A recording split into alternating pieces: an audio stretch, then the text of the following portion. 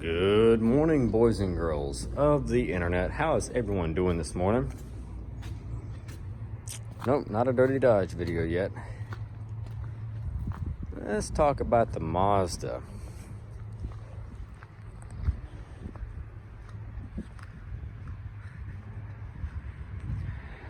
This little guy was sold for scrap metal yesterday. It's a 2008 Mazda 3.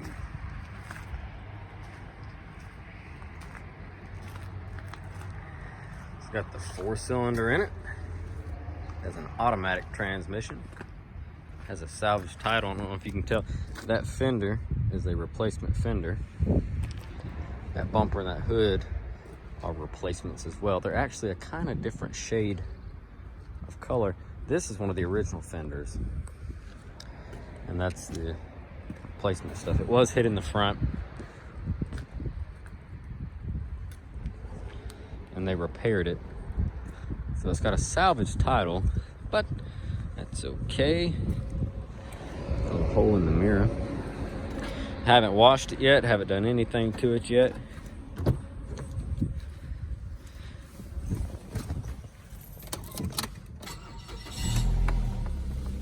Well, supposedly it had a bad transmission. Christmas music is apparently playing. You heard it fire up. Fired up good. Motor seems to be very strong in it. The air conditioning works, the heat works, the radio works. It's got a sunroof. I don't know if it works.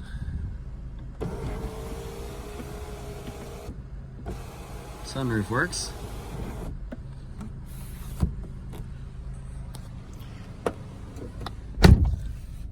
Oh, 188,000 miles on it. Uh-oh. Oh, there it goes. I see the window wasn't going back up.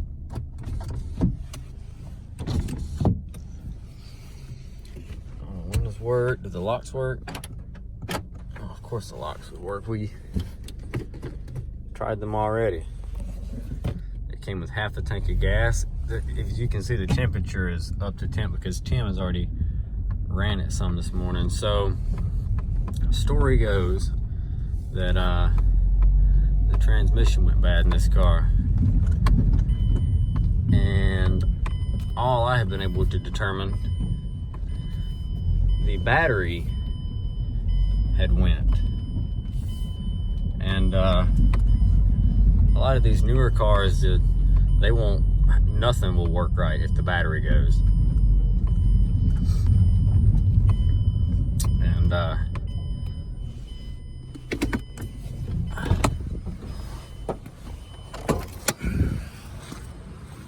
Got the battery situation taken care of. God, look at that big old piece of clear coat.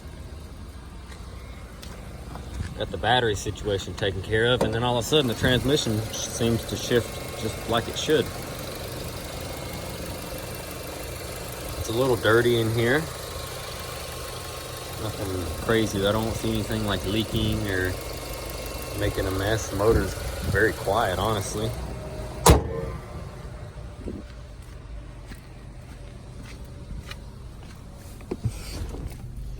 Said it does need to be cleaned. Seatbelt on.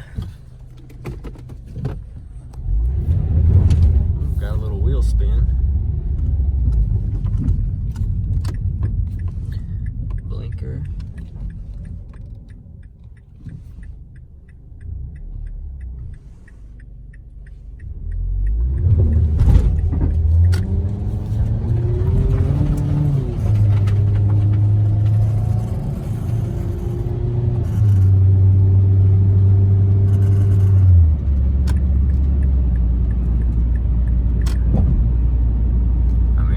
Shifting awfully good for it to have a bad transmission, wouldn't you think?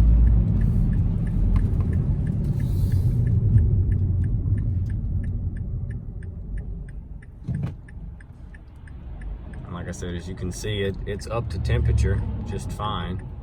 The little dial indicator there is letting you know what gear you're in as you're moving.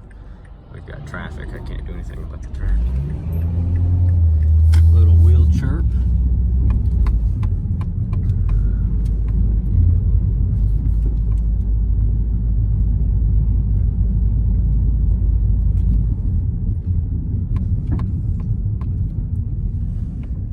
said, wow, you can definitely hear the shocks in the back doing some clunking.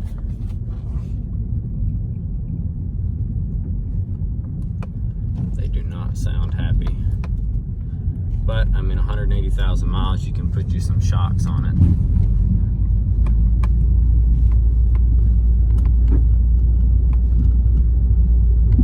You can probably go to eBay and buy all 4 of them. Look, there goes a Mazda. You see it? Almost the same color.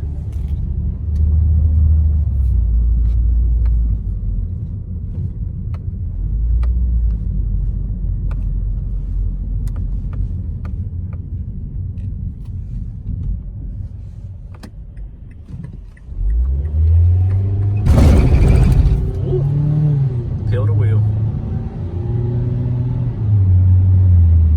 And up to speed we go.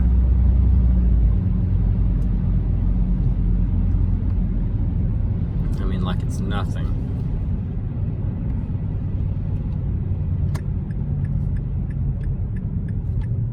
This little car will go.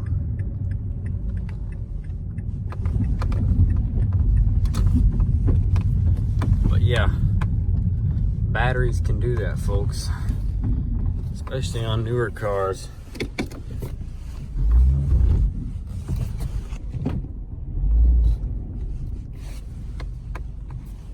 This newer stuff is sensitive, to say the least.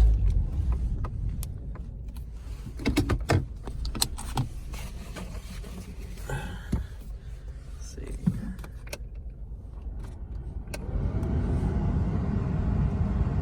I know you can't feel it, but it's warm. And now let's set that one cold. And look, the AC stuff automatically came on.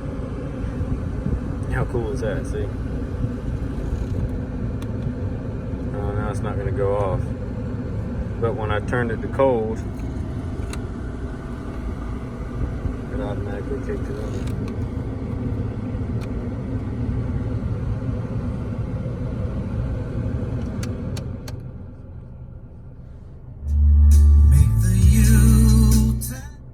Christmas music, as we mentioned.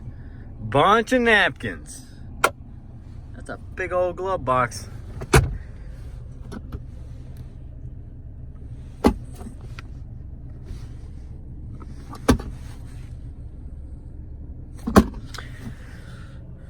Let's see.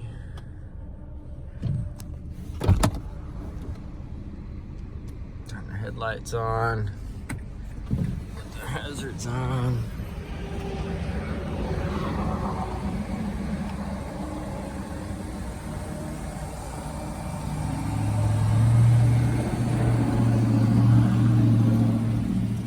The front end's kind of ugly because of those mismatched panels.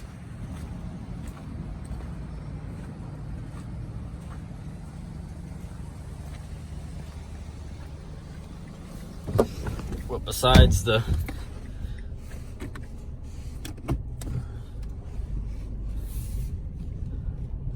mismatched stuff going on the front, parking brake's tight.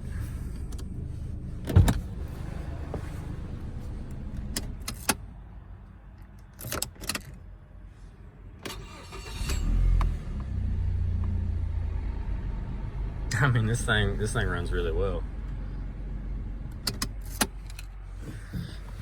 188,000 miles.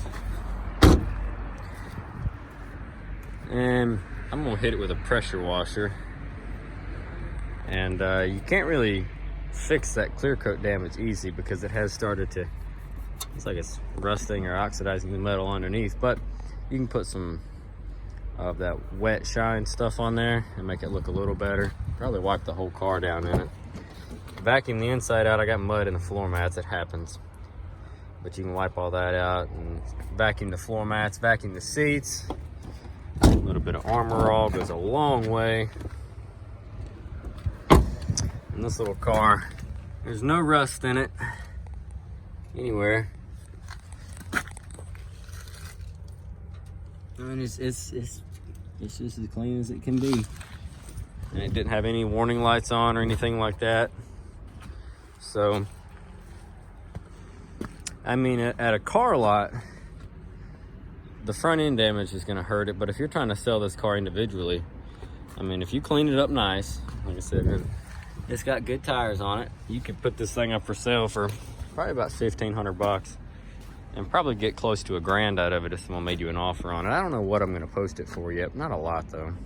We'll clean it, see how it looks, and we'll go from there. But anyways, guys, I just wanted to show you that cool little thing.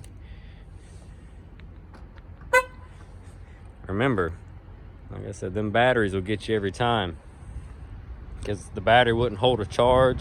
It was completely dead. It was just running on the alternator. And them alternators can only do so much if they're running the computer and the body control module and then the trans controller, all that kind of stuff. That's a lot of draw on it, not to mention the radio, and there's so many electronics in these new cars. Little alternator just can't carry it all by itself. And now this thing runs and drives. It's ready to go. All right, folks.